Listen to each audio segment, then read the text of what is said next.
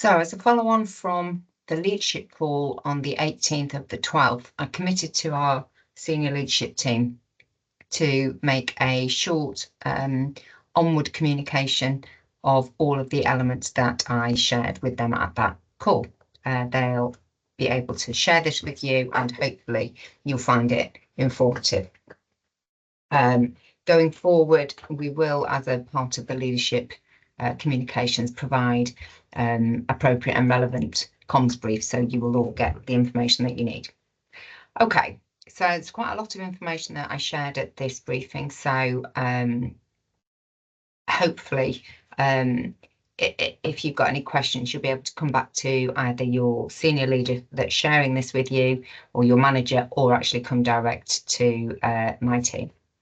So we ran a series of focus groups over the last few months, and in the absence of doing a full Your Voice survey, which we didn't do this time because we're doing a big Investors in People survey early in 2025, and we didn't want to just send people too many surveys. But we did run a series of focus groups. And your leadership team actually shared with us some of their feedback. We are going to collate that, and we have started to do that, and we'll play it back in terms of, you said we did, so what did we hear from your leaders, either directly their feedback or feedback from you as their team members, and what are we going to do as an action to move that on. So we will do that, and that's probably going to be in the new year now. But some of the things that came out in terms of highlights were really a desire to have more personal communications, hence you've got me now, rather than emails or lots of the written word. Some explanation or clarity, probably from Kenny, in terms of the overarching strategy. People seem to know what their divisional and contractual strategy was, but just wanted an articulated view of what the overarching longer term plan was. There was a request to have a look at our recognition scheme, so that looking at whether Simply the Best did what we wanted it to do, or whether we needed to just review and assess whether that was having the impact that we wanted it to have on those people that were being recognised, and whether they felt that was valued. Also some development for leaders in the business and managers in terms of coaching, to enable them to coach and mentor their team members. And last but certainly not least, to give people an understanding of the concept of social value. It's a phrase we talk about. It's part of our reason for being. It's a fundamental piece of what People Plus is about, but actually I don't think people probably understand it as much as we'd like them to. So there is going to be some work done around that.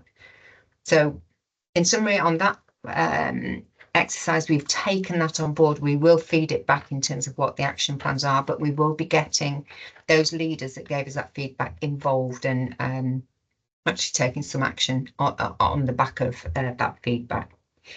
But then that got me to thinking and reflecting more generally on feedback, and it really took me to thinking about our purpose. So our purpose is, and you all know this, helping others to have a better life. It's about, helping others to change things around through being supported, being educated, and all of those things that will help them to have a better future. But actually doing that as a role for other people can be quite draining, and I'm really aware that there's a lot of people in this organisation that can find some of that really quite emotionally and mentally and physically draining.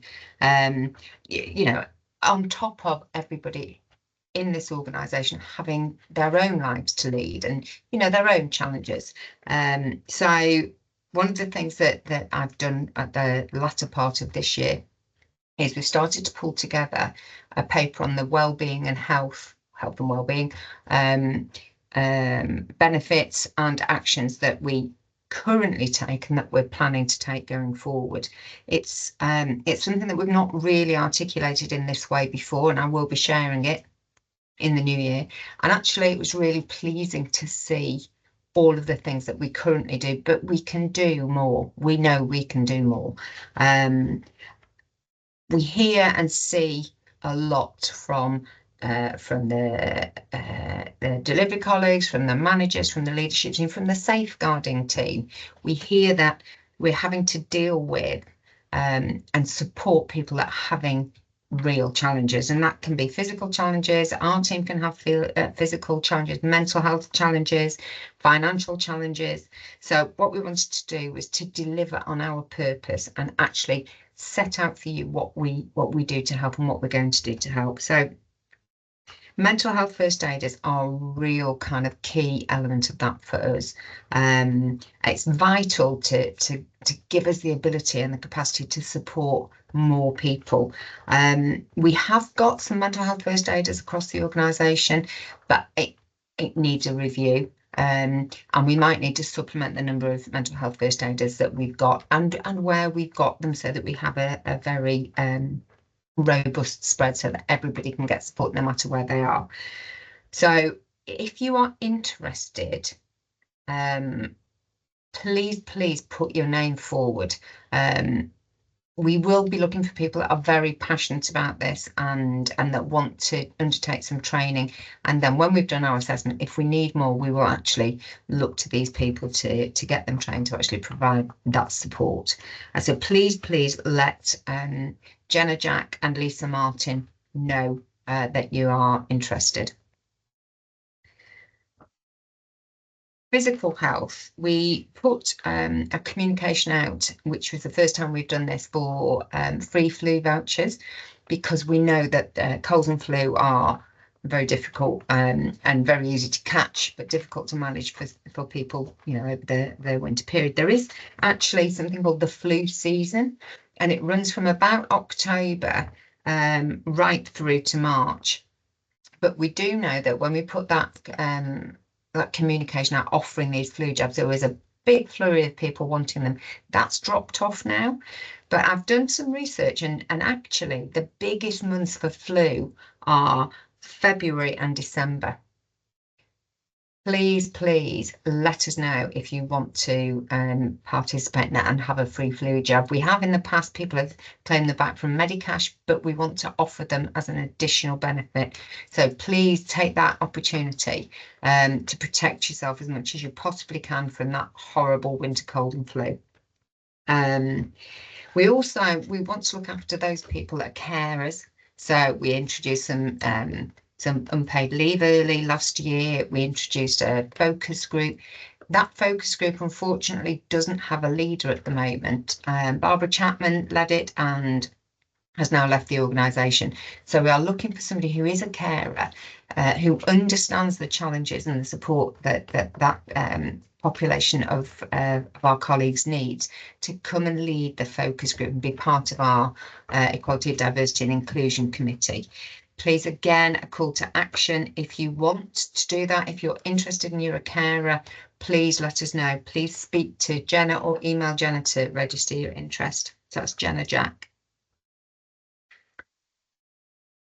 Practical help, as well as physical help, as well as mental help. Practical help, I want to direct you to Additions. It has helped them multiple elements of people's lives. So it has advice on exercise and health, on food, on financial support you can get in terms of budgeting or mortgage advice, or making a will, or just getting discounts on your shopping or cashback on your shopping. Please use the benefits on Additions. You will see it's going to have a revamp in the new year, so it should look better, but there is so much good stuff on there that you can benefit from in terms of your physical, mental and financial well-being.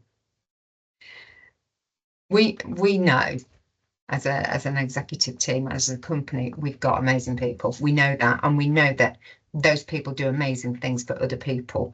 And we did listen to input around our recognition scheme. Some people felt it was too frequent. Some people felt that it wasn't valued enough, it wasn't as special as they wanted it to be. So we've created a whole review of our Simply the Best programme, and we've come up with some changes based on that feedback. So again, keep talking to us about these things, because we do listen and we do action them. So we've come up with some changes to how we're going to celebrate, and when we're going to celebrate, and what we're going to celebrate, what that celebration might look like. So I'm not going to launch that until next year. But please watch this space, because you know that there are some quite chunky differences. Really, that's me closing down. So I know people are finishing for Christmas, and I just wanted, on a personal note, and I know the exec all echo this, I wanted to just wish you, as I finish, that you and your team and all their families and loved ones and have a fabulous Christmas. Have a good rest, have some good food, have some good fun, be in good health, and come back ready for 2025. Happy Christmas, everybody.